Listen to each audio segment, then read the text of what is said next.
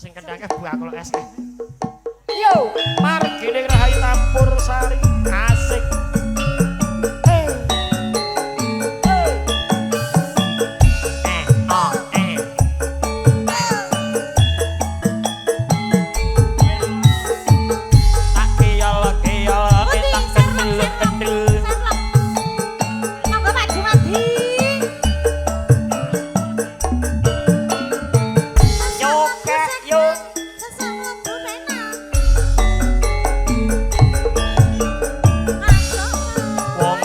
Sing tak tresnani rita wengi wong impi-impi biasane ini aku ora bisa lali wong sliramu pepujan ning ati angel pancane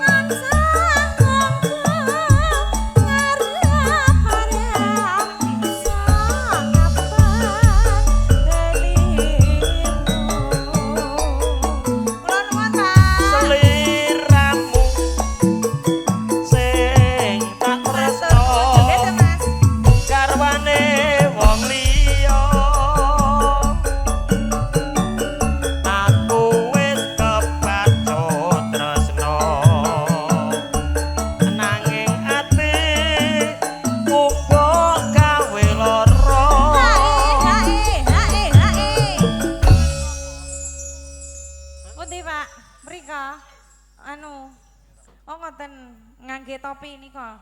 Oke.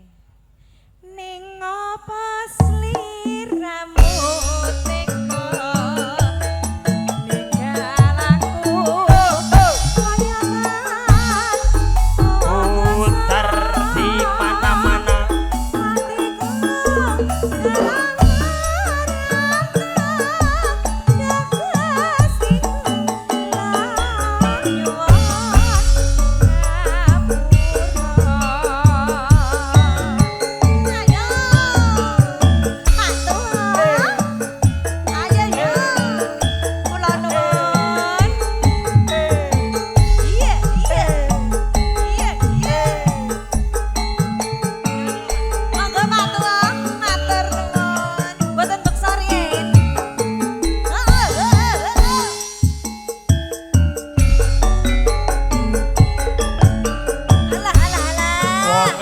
sing tak tresnani terus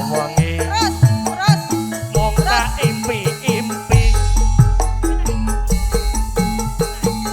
aku ora bisa lali tak bisa wong sliramu pepujane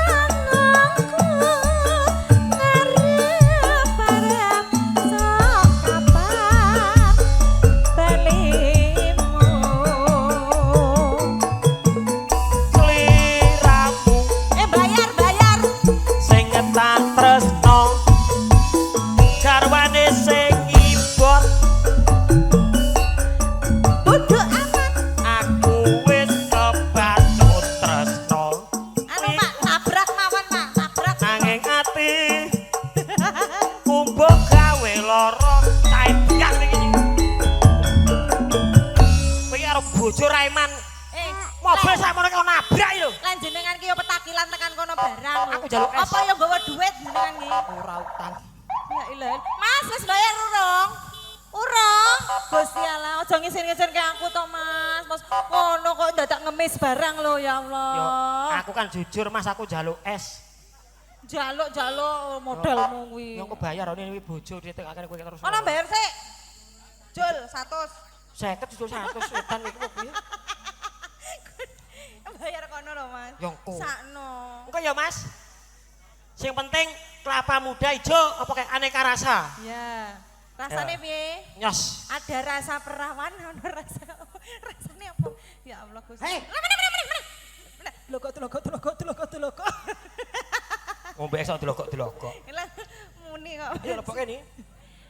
Ning apa sliramu teko ninggalku kaya Tak gendong kemana-mana. hatiku karang-karang sagustiku lanyuwun ngapura. Enak tenan Pak susune. Seger tenan kok, Mas, seger. Awan-awan ngombe es susu seger. Es degan kambel ijo. Rodok asin. Nah iki kambel apa, Mas? Kambil melodoh. Pak tunggu. Ayo. Gondelan. Ayo ndang digayengke marni rahayu campur sarine payono pimpinane dibugel MC-ne munggah ning pucuk gunung dhuwur bianget ngendange teramenak topi matahari terbenam hari mulai malam terdengar burung hantu suaranya jadi campur sari apa ki? Bogel elek tuh. Hei Bogel. lagu ini gubuk asmoro ki iki bocah ki malah bogel guguk barang ki lho gubuk asmoro diatur ki Itu jenenge kirik. aku mau tamasya keliling-liling kota sambil melihat-lihat keramaian yang ada. Aku panggilkan becak kereta tak berkuda becak sing ngendang rodok ini gubuk asmara wah pengendang ngomong ini yo spesial kagem Pak Haji Joko Bude Pur Sampai bawah. Keol etok gedil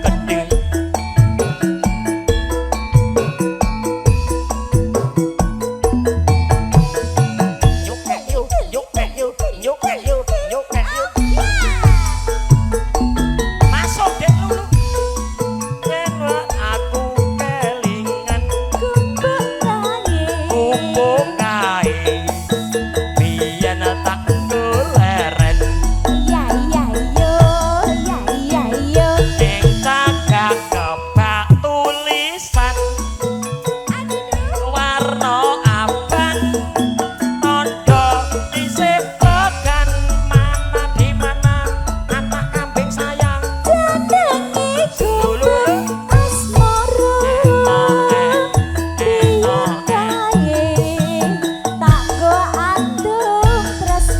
tak gendong kemana-mana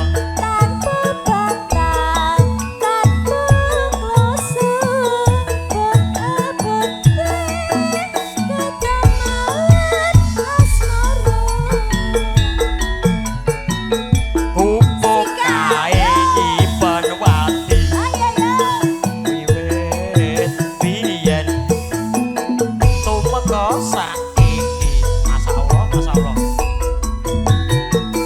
Kumpul kae kabeh crita disekop-sekop wayah wengi tak sekop-sekop nganti gagat rino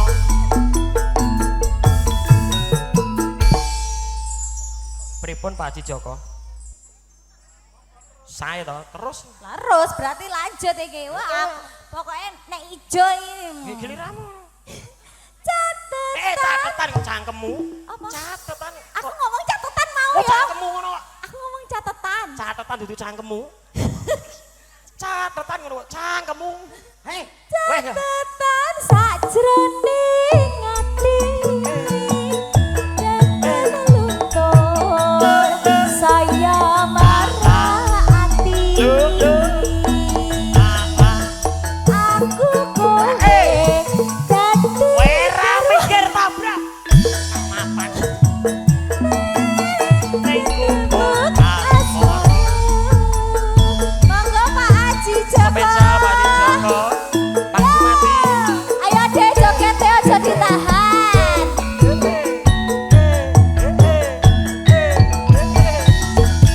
Keol keol. Kentir.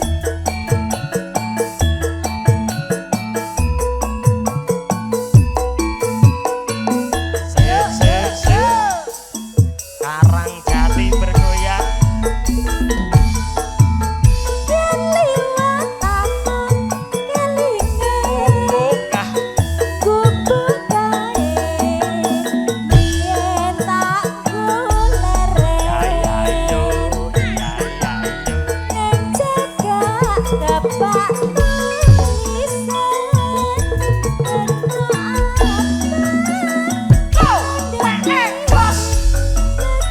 Buta balak. Kowe iki lho penyanyi ra pengalaman. Lah piye? Wong nembang Oh, Bapak ojo lho Pak, ojo sakmene mbok yo ditambahi sing abang. wis masuk wis. Mau dikeki pirang-pirang barang ngono kok ya. Aduh, aku dadi enggak kepuinak iki. Aku dadi alah piye iki? Kowe ora ngerti Pak Haji Jumadi kuwi.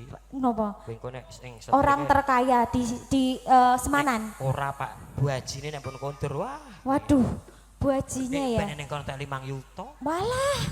Lah kok aku enggak kecipratan, Pak? Ndek ben ning kono. Masa? Bojone ya. Iya, jare bojone. Wis kono kondur. 5 juta. Lah iki agak 50 iki piye iki? Wis kono kondur kok. Tenang ya. Tenang, tenang. Masukin Dik. Catetan iku cangkemmu neh kowe engko. Ojo, apa iki? Udu Dik. Udu. Jenenge ya. Jenenge gubuk asmara. Biyen kae tak go adem tresno. Kowe dadi garwa erkoleret ning gubuk asmara. Kumpul kae nyimpen wati. Aduh Bu. Wiwit Sampai bawah. biyen. Sampai bawah. Tumeka saiki. Kumpul kae kebak crita. Wayawangi. Nanti gagal rino. Jan, masih banyak ternyata. Cik uang tenang aja. Nyanyi dhewe lu. Pokoknya aku nyanyi sampai meteng. Pak Haji, kula sing nembang lho, Pak. Neng to aku yo yo. Ya nyanyi dhewe saiki. Sing sawer kowe kok. Yo wis. Catetan sajroning ati. Daten luntur saya marah ati. Aku kowe dadi garwa margoleran ning gubuk asmara. Pak Haji ya sampai bawah aduh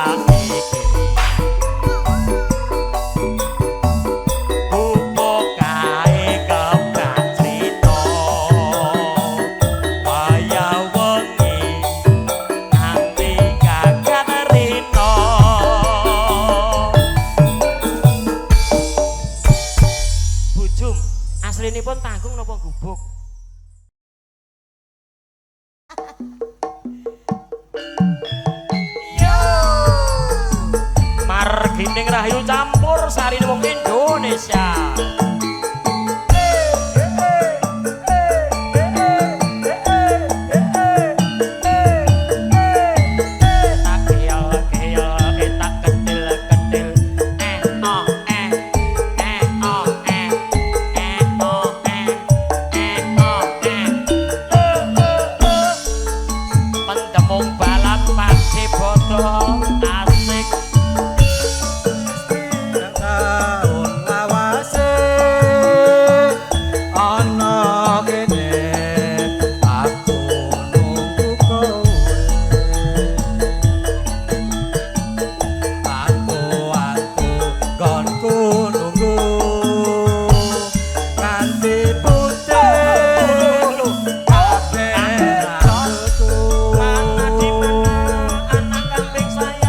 Rasa ati dadi kangen saya suwe saya tambah nemen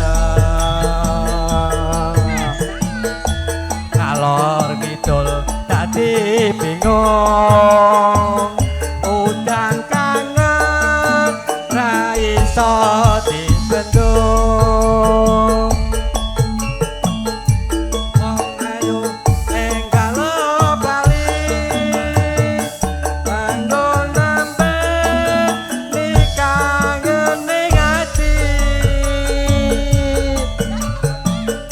Najanmu sedelo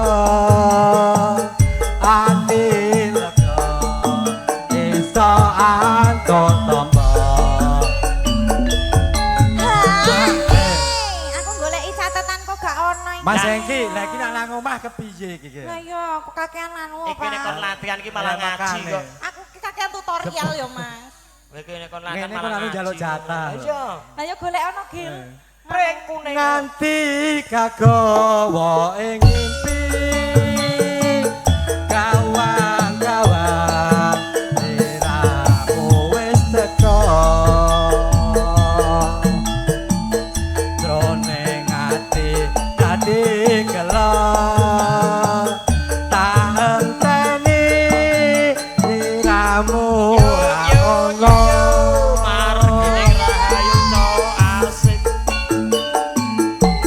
Monggo Bos Haji.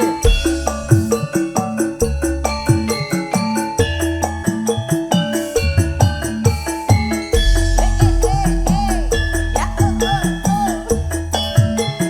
Punten lho Kak De, catetane kleru.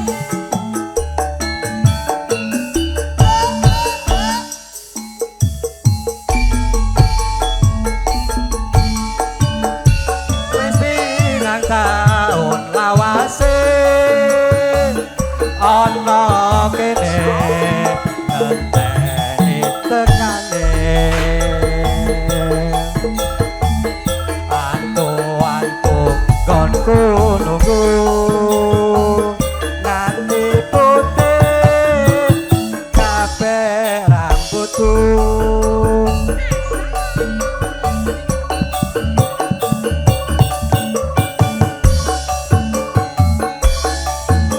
Catetane gak ketemu jenengan mawon.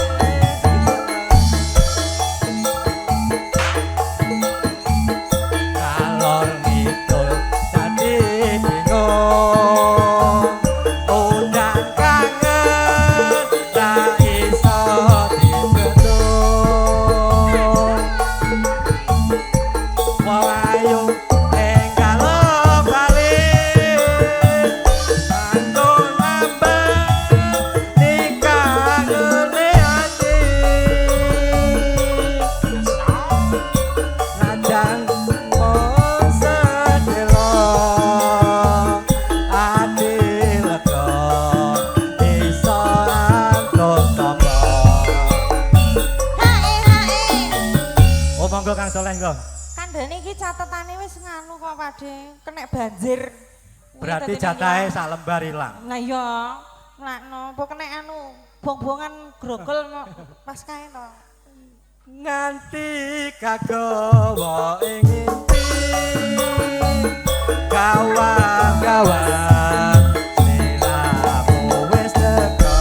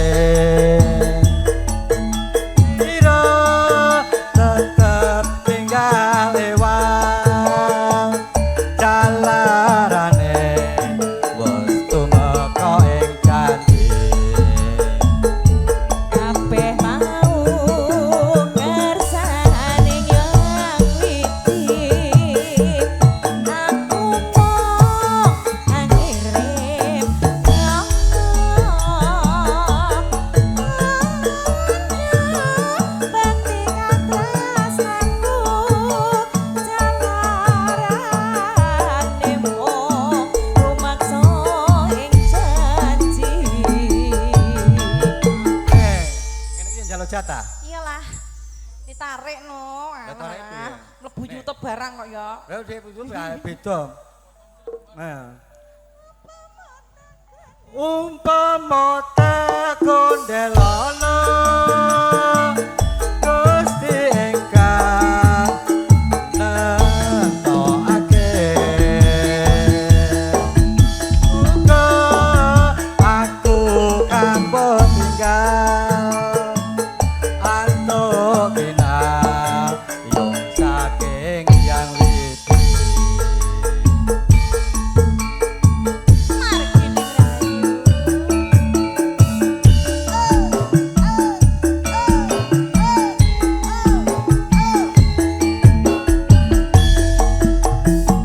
Sakit mania.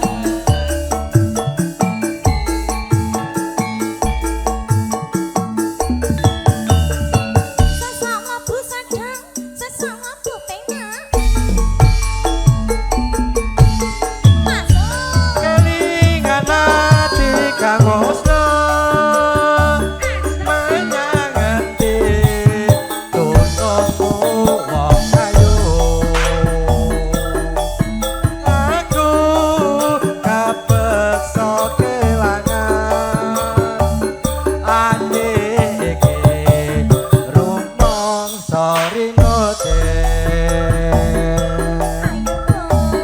Anggar tes terus demana urip iki lan ana tegese sira tetep tinggal lewat jalanane kok ing Kabeh mau irisane ngewangi. Aku mau nangis Bekti katres aku jaler nandemo rumangsa ing janji.